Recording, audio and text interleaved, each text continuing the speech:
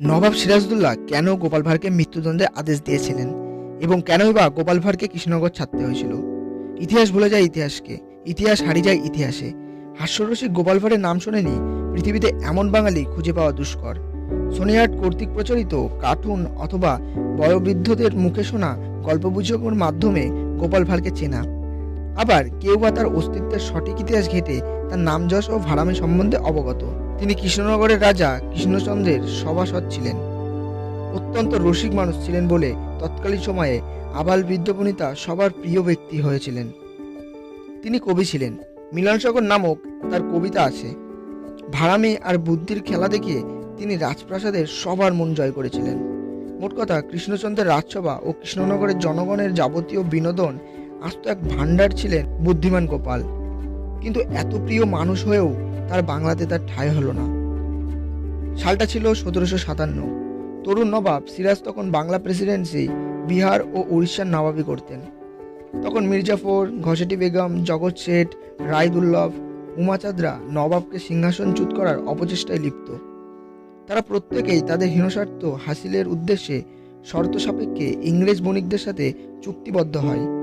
ঠিক এই সময় কৃষ্ণনগরের রাজা কৃষ্ণচন্দ্র নবাব বিরোধী এই ভয়ঙ্কর বলিয়ে যোগদান করেন। কৃষ্ণচন্দ্রের সকল সভাসদ তার যোগদানকে সমর্থন করলেও শুধু একজন ব্যক্তি সমর্থন করলেন না, আর সেই ব্যক্তিটি হলো গোপাল ভাঁড়। গোপাল কৃষ্ণচন্দ্রকে বোঝাতে লাগলেন নিজ দেশের নবাবের বিরুদ্ধে গিয়ে ইংরেজদের সাহায্য করতে মানা করলেন। তিনি বললেন, ইংরেজরা গায়ে সুচ হয়ে ঢুকে কুড়াল হয়ে বের হবে। তাদের স্বার্থ বিরোধী কাজ করলে আপনার সকল উপকারের কথা ভুলে আপনাকে শুলে চড়াতে পিছুপা হবে না। সর্বোপরি গোপাল বাংলার মায়ের এমন সর্বনাশ না করতে কৃষ্ণচন্দ্রকে বারবার অনুরোধ করলেন, কিন্তু কৃষ্ণচন্দ্র তার কথায় কর্ণপাত করলেন না, বরং তার সভাসদদের নিয়ে গোপালকে বিদ্রূপ করতে লাগলেন। কৃষ্ণচন্দ্র গোপালকে শর্ত দিলেন, গোপাল, তুমি যদি নবাবকে মুখ ভেঙচি দিয়ে আসতে পারো তবে আমি এমন সিদ্ধান্ত থেকে বিরত থাকব। গোপাল কৃষ্ণচন্দ্রের রাজ দরবার থেকে বিদায় নিয়ে ছুটে চললেন মুর্শিদাবাদের দিকে। কিন্তু নবাবের হিরাঝিল প্রাসাদ, বর্তমানে যেটা নদীগর্ভে বিলীন হয়ে গিয়েছে, রক্ষীরা কিছুতেই ভিতরে প্রবেশ করতে দিচ্ছিল না। উপায় খুঁজে না পেয়ে গোপাল এক রক্ষীর হাতের কামড় বসালো।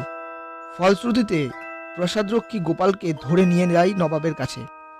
সব শুনে নবাব বললেন, কে তুমি, কোথা থেকে এসেছো, আমার কি প্রয়োজন? গোপাল কোনো কথা না বলে নবাবকে মুখ ভাঙচি দিলেন। নবাব বললেন, কি ব্যাপার? গোপাল আবারও ভেঙচি দিলেন। নবাব গোপালকে আটক করলেন, বললেন, আগামীকাল তোমার বিচার হবে। এরই মধ্যে গোপাল মির্জাফরকে বললেন, আমি এসেছিলাম তোমাদের সকল ষড়যন্ত্র ফাঁস করে দিতে, কিন্তু আমি কিছু বলবো না, কারণ এই ষড়যন্ত্রের কথা ফাঁস করে দিলে কৃষ্ণচন্দ্র ফেঁসে যাবে। নবাব তাকে সরিয়ে অন্যজনকে ক্ষমতায় বসাবেন। আমি চাই না কৃষ্ণচন্দ্র তার ক্ষমতা হারাক, কারণ তিনি যে আমাদের অন্নদাতা, পরমান্নদাতা। মির্জাফর এমন কথা শুনে রীতিমতো ঘাবড়ে গেল। সে নবাবকে জানালো যে গোপাল তাকে শয়তান বলে গালি দিয়েছেন। মির্জাফর এমন কথা শুনে রীতিমতো ঘাবড়ে গেল। সে নবাবকে জানালো যে গোপাল তাকে শয়তান বলে গালি দিয়েছে, যত দ্রুত সম্ভব তার ফাঁসির ব্যবস্থা করা হোক। পরদিন সকালে গোপালের ফাঁসির ব্যবস্থা করা হলো, কিন্তু গোপালের মাঝে কোনো পরিবর্তন দেখা গেল না। নবাব গোপালের মুখের দিক তাকাতেই গোপাল আবার ভাঙচি দিল। এবার নবাব রীতিমতো ভাবনায় পড়ে গেল। নবাব ভাবলেন, এ তো দেখছি বড্ড পাগল, পাগলকে ফাঁসি দেওয়া ঠিক হবে না। নবাব কবিরাজকে ডেকে বললেন, দেখুন তো এ পাগল কিনা। কবিরাজ রায় দিলেন, এ এক উন্মাদ। নবাব গোপালকে মুক্ত করে দিলেন। দেশপ্রেমিক গোপাল ফিরে এলেন কৃষ্ণনগরে। যখন জানতে পারলেন কৃষ্ণচন্দ্র তার সিদ্ধান্তে আটল, গোপাল ঠিক করলেন কৃষ্ণচন্দ্রের সবাই আর যাবে না। গোপাল এও ঠিক করলেন যে তিনি এই কৃষ্ণনগরে আর থাকবে না। অত্যন্ত ব্যথিত মন নিয়ে কাউকে কিছু না বলে রাতের অন্ধকারে সপরিবারে রাজ্য ত্যাগ করলেন গোপাল ভাঁড়। এরপর থেকে সদা হাস্যময় গোপাল ভাঁড়কে বাংলায় আর দেখা মেলেনি। তো বন্ধুরা, আজকের ভিডিও এই পর্যন্ত। ভিডিওটা ভালো লাগলে একটা লাইক করে দাও, আর চ্যানেলে নতুন হলে সাবস্ক্রাইব করতে ভুলো না। দেখা হচ্ছে নতুন ভিডিওতে, ততক্ষণের জন্য বাই বাই।